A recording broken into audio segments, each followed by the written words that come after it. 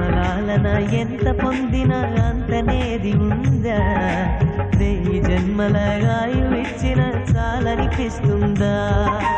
నమ్మలేని బ్రహ్మ చేసేది మట్టి బొమ్మ, మనిషిగా మలిచేది కనిపెంచు తల్లి మహిమ, మనసున నిలిచేది ఆ మాతృమూర్తి ప్రతిమ, దేవుడు సైతము కోరిన దీవెన అమ్మా.